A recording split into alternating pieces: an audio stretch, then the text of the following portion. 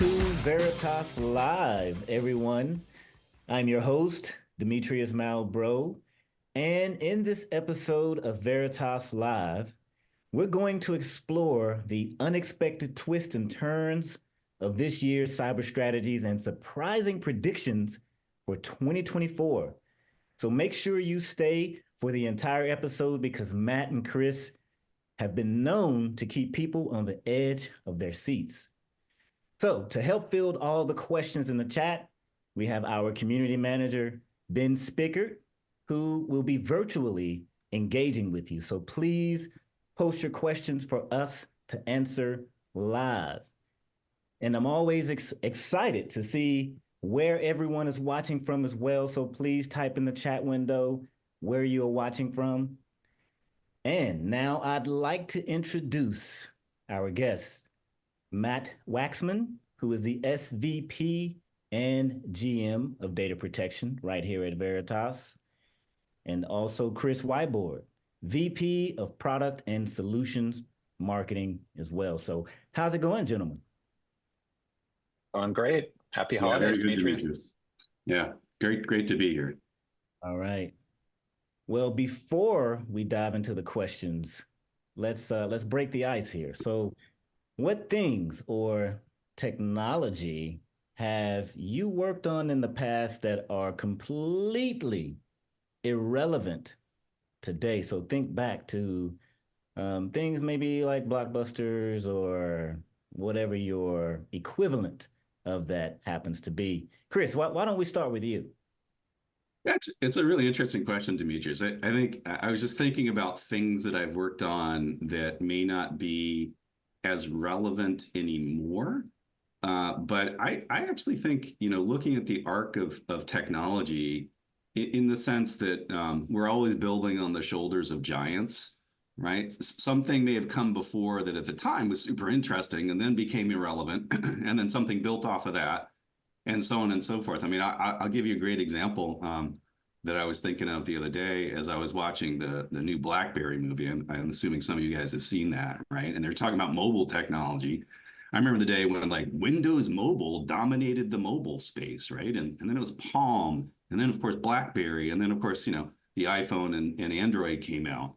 And each one of those, you kind of learned something new from the previous generation and then iterated on it and got better. And so I think in that spirit of, technology continuing along an arc of iteration and invention, I can think of things. I'm used to, the Palm back in the day. I was a big Palm user, but like very quickly that thing became irrelevant. But it laid the groundwork for other things to come after that. So I think every time something comes out, it has its moment in time, and if we do it right, we learn from that and make things better the next go around. That's kind of how I view how this works. So. Okay. Yeah, I'm trying to remember if I still know exactly where my Palm Pilot is. Probably in a drawer somewhere, along with the other stuff that's the detritus of, your life in technology. Yeah, I guess I may have to go to... How about the Trio, though? The Trio was the, combining devices. There you go. Yeah, bringing it together. So what about you, Matt? Well, I just have to say, I think that BlackBerry movie was the #1 watched movie in November on United Airlines, because I saw it as well. Yeah. I think Chris brings up an interesting point about what does it really mean to be irrelevant. But I will share one that I worked on that just fizzled out. It was one of those that was technology looking for a problem, wrong technology, wrong time, however you want to think about it. Back in the day, I'm sure we have some watchers who will recall this in the early days of storage, when networking was coming to be, you had fiber channel networks and SANs. And I worked on a technology around adding intelligence into the network where you could actually run applications inside your fiber channel switches. And at the time, it seemed like a brilliant idea. Like, why wouldn't you offload all these things to the network? It turned out it was a horrible idea. And it never worked. And it just got replaced by, like kind of Chris's example, just better solutions, sometimes built off the same idea. So great learnings, but faded away into the times of history. As we know, all the best inventions come from watching Star Trek anyway, right? So like we're just trying to replicate what they had there in real life. So And speaking of Star Trek, I was looking at the new release on the Cybertruck, and it's pretty fascinating to see what that thing is doing. Oh my goodness, look at that! I think someone has purchased the Cybertruck, but all right, we'll keep it rolling. We'll keep it rolling. But thanks Were you, to Demetrius, everyone. were trying to allude to irrelevance? Is that the connection there? Or No, I was alluding to relevance because it's really relevant today that, cyber trucks and electric vehicles are more relevant than, I guess, gas-powered vehicles. So that's what I'm thinking. So maybe you're thinking different. All I'm right. thinking it's bulletproof, and when we start talking about cyber, that's top of mind for people. Indeed, indeed. And I also wanted to take a quick shout out to, let's see, India and New York, SoCal, Mexico, Nigeria. Wow, we have a global audience once again. So thanks everyone for tuning in. Let's go ahead and get it started with a question here. So what's the biggest surprise in cybersecurity, governance, and also protection in the data protection industry this year? And so that's exactly why we're here. But maybe what's the surprise, Matt? Let's start with you.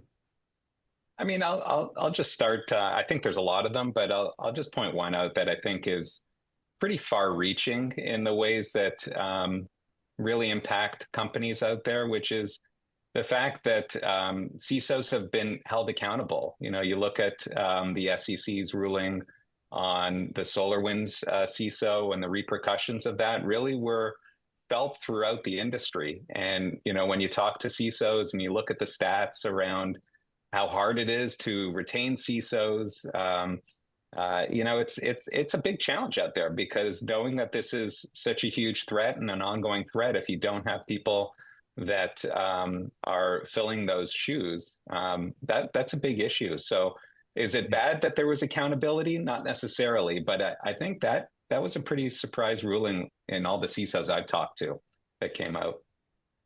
Hmm.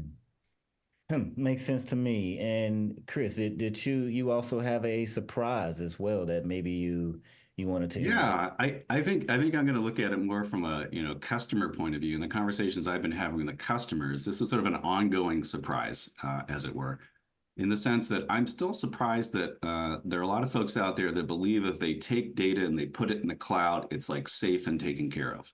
Hmm.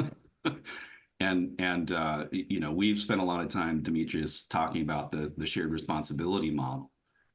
I think it started with M365, right? You think, oh, it's going to be SaaS. If that goes away, it's no problem.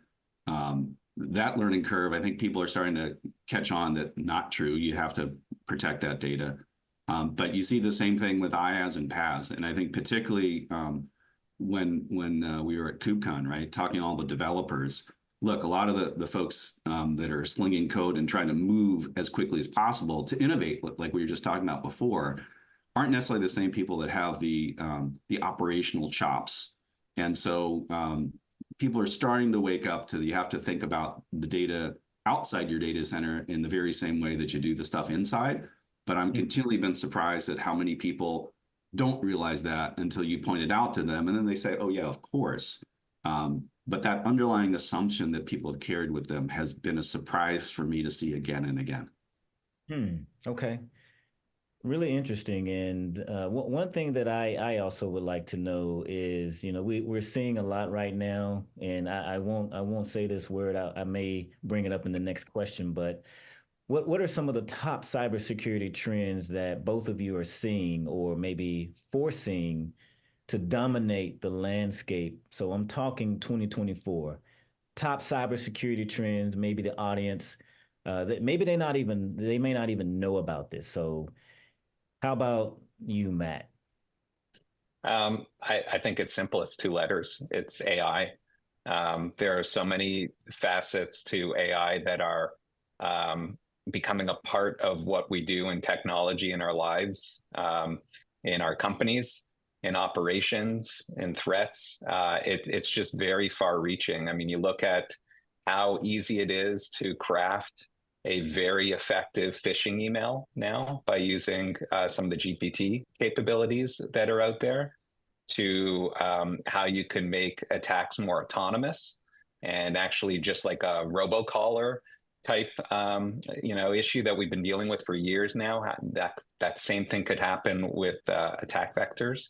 AI is just changing the landscape completely, I think, when it comes to cyber.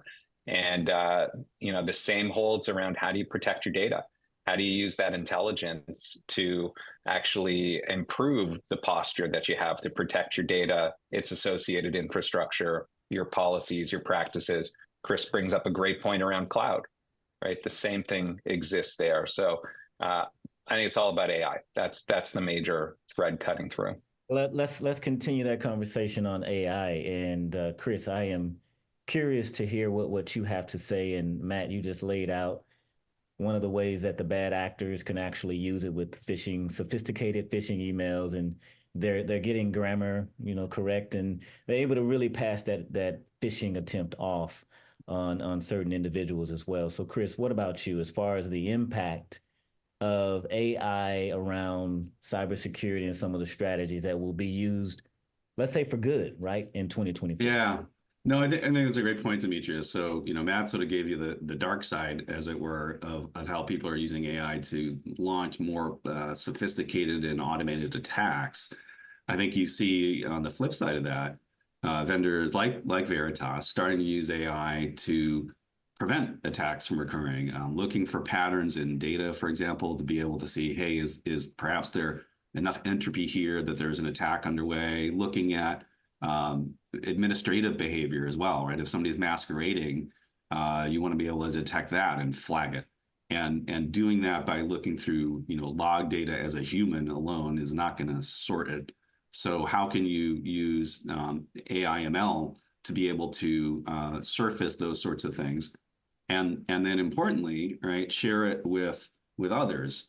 And so, I'm going to go back to your question about other trends we're seeing. I think beyond AI, which is a very good and obvious answer, another trend I'm seeing is the formation of ecosystems, right? How certain vendors are working with others, and that's what it's going to take, in my mind, right? Beating the bad actors, particularly if they're AI assisted, is going to require the vendor community to work together in the sense of it's a team sport to beat the other guys. And so, yeah, I can envision a day, I think we're already here at some level, where it's humans and machines working against humans and machines.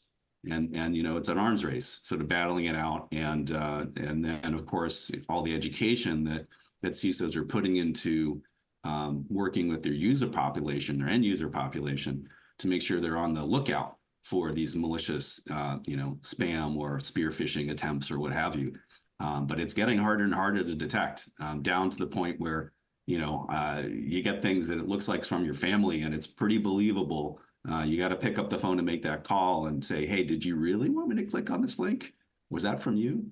To be safe these days. I've had to do that myself, and also more timely. It depends on how timely they are with their email. Like if you're expecting a package from Amazon, because we're always ordering packages, right? And no one's doing that this time of year. Yeah. Well, yeah, you click on that and it could definitely it could be a surprise for you, right? So absolutely. Yep. And I also wanted to remind, I know you had something as well, but please post your questions in the audience. So we are ready to answer those questions live. And Matt, did you have something else to add to that? Yeah, I was just going to say that I think that sometimes it can feel like, okay, AI is going to solve a lot of the problems and help me do it at scale. So therefore I can, let down my defenses a little bit. And that's not the case at all, right? Like if I go back to your cyber truck that you brought up, Demetrius, right? It can drive autonomously, but it still needs a windshield wiper, right? It still needs the protections in place that you would always want to have for visibility. And the same thing applies, right? You still need to protect your data, even if you have autonomous detection capabilities and so on and so forth. So the basics matter. right? Don't forget the basics. You still got to clip in your own seatbelt, last I checked, right? So, right. Yeah. All right, let's talk a little bit about regulatory changes because the landscape is changing along with the regulations and some of the compliance things. And you mentioned this earlier as well around CISOs will be held, accountable for disclosing events, right? So, right. Are there any significant regulatory changes on the horizon that could maybe affect how organizations approach, let's say, data governance and also data protection as well? Yeah, for sure. I just last week was traveling in Europe and having conversations with some of the partners and customers there. A lot of regulations coming out around cybersecurity these days. I think just if I remember around this earlier this month, I can't remember the exact day, the EU cybersecurity strategy was published. And of course, they've got things like NIS2 and DORA coming as well, right? So a lot of interest in making sure that you comply with those regulations as they come out and as the details emerge is interesting. I was talking to one partner who happened to be an MSP, and they were saying that some of their customers, as a result of all these new regulations, were thinking long and hard about where do they put their data when it comes to protecting it. And some of them, as a result, were holding back on sharing information in the public cloud because they just weren't sure how these regulations were going to affect what they needed to do. And they didn't want to put stuff there and then have to deal with it later if they were out of compliance. So I think it's this interesting balance and intersection of regulation and security that, depending on where you live, what industry you're in, you're going to have some new things to pay attention to in the days ahead. And that may change some well-known behaviors, sort of best practices that we've all been living with for some time. So let's see. But I definitely think if I were to pull out the crystal ball, we're not going to get fewer regulations going forward. There's probably more. And sometimes, candidly, they may conflict with one another, right? Yeah. And so how do you sort that appropriately is going to be an interesting puzzle, I think, for the next little bit. Interesting. And Matt, I'm not sure if you have anything to add, but I do remember reading, I think just this morning about December the 18th, there is actually a new policy around disclosing events because the SEC allowed you have to submit an 8K in order to disclose if you have a cyber attack in your environment, and you get 4 days in order to make that decision and to report it. And so that's something that's coming down the pipe really, really fast. So December the 18th on the SEC regulation around delaying a material event as well. So Matt, I don't know if you had anything else to that or not. I think that's that sounds so simple. You have 4 days to disclose, and we're all consumers, and we appreciate that on the other end of it. But if you're a large organization, one of the top of mind things when I'm talking with customers across the globe is they still struggle to know what data they have and what's in that data, and whether there was sensitive data as part of that. And so 4 days goes by very quickly if you haven't built the right infrastructure, the right process, the right inventory to actually understand what data you have across your environment. So it sounds so simple, but it's actually a very impactful set of changes that everyone's facing. Well, and I think, Matt, particularly, right, if you've got a small team that's also trying to respond to the incident at the same time, right, you're scrambling, panicking on the one hand, and then you got this regulation on the other. How are you going to do both effectively if you don't really plan in advance for that? Yeah. And so let's begin to kind of tie all of this up into a nice, neat little bow here, especially for some of the things that were mentioned around, CISOs, just making sure that all of their teams are working together in order to secure the environment before an attack happens, during and after an attack. And so there's so many things to be aware of as well. So closing remarks from you, Chris and Matt. I'm also looking forward to you maybe mentioning the Cybertruck again, because it's making an appearance quite often here in the show. Look at that. It just showed up again. That is It's crazy. as if there was a bet going on how many times it would show up. Yeah. What do I win if I say Cybertruck, Demetrius? So look, I think you started to touch on it. I think, the thing I would just impart to everybody listening is do take the time to plan out the before, during, and after. And I think particularly that before part, right? CISOs are really good about this. Put more into the knowing how to deal with things when they go wrong. Do the tabletop exercises, do the drills, do the rehearsals with not just your security team, but your IT operations team. And ideally, those folks are starting to work together more and more. Because just like once upon a time, we all did disaster recovery drills, right? And I remember the days where you would ask somebody like, "Oh, do you have a disaster recovery plan?" And everybody say, "Yes, we do." And then you say, "Okay, well, how often do you practice it?" And they'd kind of, and let's go back to the regulatory thing. Then the regulators came in and said, "Thou shalt do this and show me the results."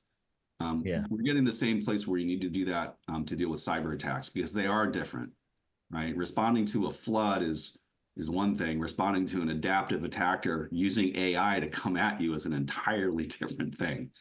And so I think in that same vein, right, if you're not already doing it in the coming year, make sure that you practice, right? Practice, so that, I was going to say if, but probably when an event occurs, you know how to deal with it. You know how to automate as much as you can, pull out the run books, the playbooks that you have, and the team is drilled. So you can quickly respond and bring the organization back up if that's part of what you need to do. And also, you can meet that 4-day notification window that you have. And you need to be able to do both. And you're not going to be good at that unless you drill, unless you rehearse. Yeah, I agree. Matt, what about you?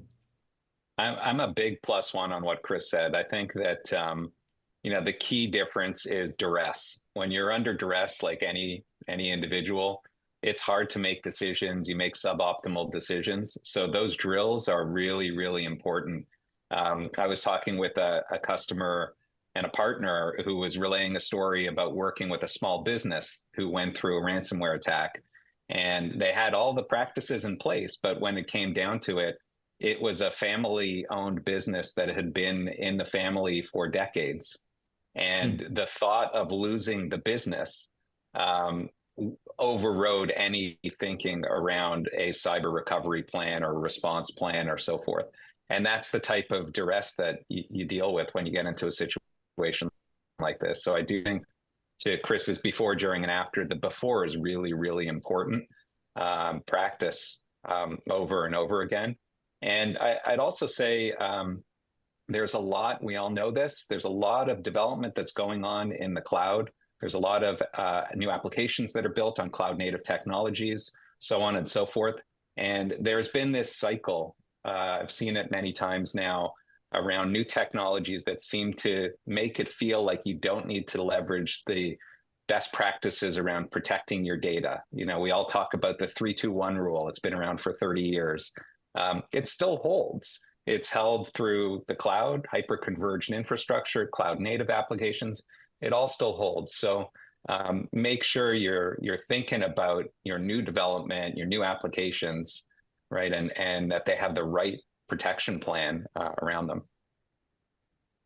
All right. Well, awesome. I appreciate both of you. And just to wrap up here, I wanted to let everyone know that we do have some assets out there, and that Veritas, we were also recognized as a leader in IDC's MarketScape for worldwide cyber recovery.